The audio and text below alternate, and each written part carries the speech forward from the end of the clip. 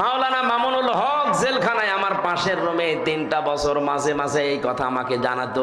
এতদিন পর্যন্ত উল্টা পাল্টা ধারণা আমিও করেছি, এখন বাস্তবতা এসে দেখছি এদেশের সবচাইতে আল্লাহওয়ালা এবং ইমানদার মানুষ যাদের ফাঁসি দেওয়া হয়েছে জামাতের তারা। আমাকে যে কারারক্ষী পাহারা দিত তার ভেতরে একজন আমি মুসলমান পেয়েছিলাম। আমাকে যে কারারক্ষী পাহারা দিত তার ভেতরে একজন আমি মুসলমান পেয়েছিলাম। কুতুবউদ্দিন, রাজবাড়িতে বাড়ি।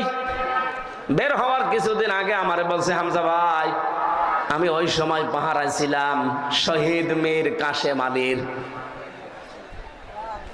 ওনাকে যেদিন ফাঁসি দেওয়া হবে সকাল রাত 10টা 1 মিনিটে, সন্ধ্যার সময় আমার ডিউটি শুরু হওয়ার পরে বললাম, স্যার আপনারা 3 ঘন্টা পরে ফাঁসি, আপনি প্রস্তুতি নেন। উনি আমারে বলছে, কারারক্ষী ভাই 3 ঘন্টা তো অনেক সময়, আপনি 2 ঘন্টা ঘুমালাম, আপনি আমারে ডাক দিয়ে দিয়েন 1 ঘন্টা আগে। আপনি আল্লাহর ওলি খুঁজে পান না? মাওলানা মামুনুল হক জেলখানায় আমার পাশের রুমে 3টা বছর মাঝে মাঝে এই কথা আমাকে জানাতো। হামজা ভাই এতদিন পর্যন্ত উল্টা পাল্টা ধারণা আমিও করেছি, এখন বাস্তবতা এসে দেখছি এদেশের সবচাইতে আল্লাহওয়ালা এবং ইমানদার মানুষ যাদের ফাঁসি দেওয়া হয়েছে জামাতের তারা। তাদের যে ইমান কোন পর্যায়ের তা মাপার ক্ষমতা আমারও নেই। আমিও মানুষ হিসাবে মাঝে মাঝে ধৈর্যহারা হয়ে যায়। কিন্তু কি শোনালো কারারক্ষী, 3 ঘন্টা পরে যার ফাঁসি সে লোকটা বলছে আমি 2 ঘন্টা ঘুমালাম, আপনি আমারে ডাক দিয়েন। তার ঘুম আসে কি করে? আমরা ঘুমের বড়ি খেয়ে আমার ঘুম আসতো না, তাও তো আমার কোনো চিন্তা নেই। আর তার নিজের ছেলে ব্যারিস্টার আরমান গুম হয়ে আছে 8 বছর। তার স্ত্রী ওই সময় অসুস্থ, তার দলীয় লোকগুলো সব পালিয়ে পালিয়ে বেড়াচ্ছে, কেউ জেলখানায় ভর্তি আছে। বাংলাদেশের ভেতরে একটা ম্যাগনেট ছিল, হাজার লক্ষ মানুষের কর্মসংস্থান তৈরি করে দিয়েছে। সেই লোকটা মাত্র 3 ঘন্টা পরে ফাঁসি বলছে আমি ঘুমালাম। দেখলাম ঠিক 2 ঘন্টা পরে ডাক দিলাম, উনি উঠলেন। গোসল করার পরে ওযু করার পরে এসে নামাজ শেষ করে আমারে বলছে এবার চলেন। চলেন মানে আপনি যদি নিয়ে যেতে না পারেন তাহলে জল্লাদকে ডাক দেন, কারণ সময় আর বেশি নেই। মনে আছে শ্বশুর বাড়ি যাবে, তাড়াতাড়ি করছে।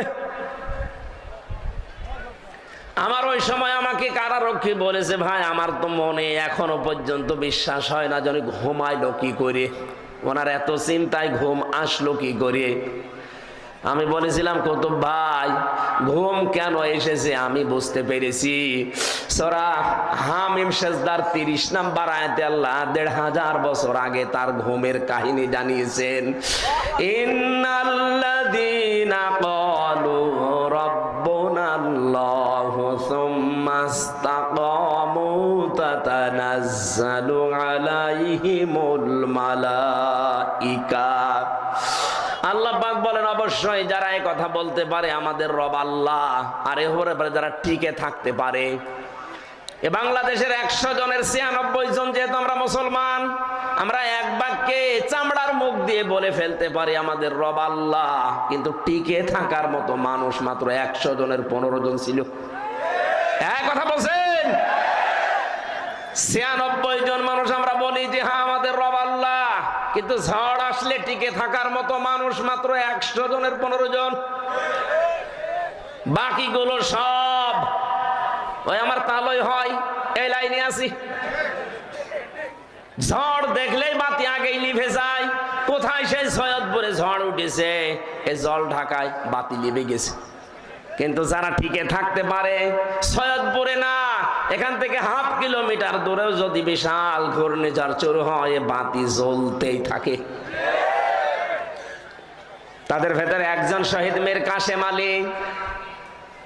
এই লোকটাকে যখন আল্লাহ একজন আছে তিনি আমাদের রব এবং টিকে থাকার মতো ঈমান আল্লাহ দেখলেন যে হ্যাঁ টিকে আছে, আল্লাহ পাক বলেন তখন তার বিপদে আমি আল্লাহ ফেরেশতা পাঠাই। এ কথা কার? আরো জোরে বলেন। এটা যে প্রমাণ হয়েছে এই দেশে সেই কথাটাই শোনালাম। কেন ওই লোকটা ওই সময় এ কথা বললো যে আমি 2 ঘন্টা ঘুমাই, আপনি কি স্বাভাবিক মনে করছেন? বলতে আমার যত সহজ লাগছে বিষয়টা এত সহজ না, কারণ আমি নিজে তো পরীক্ষিত। ঘুমের পাওয়ার আলা বড়ি খাওয়ার পরেও আমার ঘুম আসতো না, আর তার বিনা চিন্তায়, কোনো চিন্তায় নেই।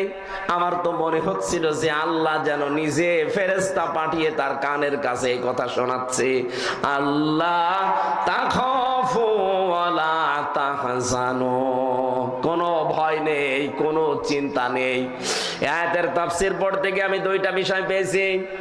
ফেরেশতারা আসার পরে কানের কাছে মুখ নিয়ে জানাতে থাকে, মীর কাসেম আলী ভয় পাবেন না। কিসের জন্য ভয় করেন আপনি? ওই যে জান্নাত দেখা যাচ্ছে, ওয়াবশিরু বিল জান্নাহ। দুই নম্বরে ভয় নেই, চিন্তাও নেই। কিসের চিন্তা?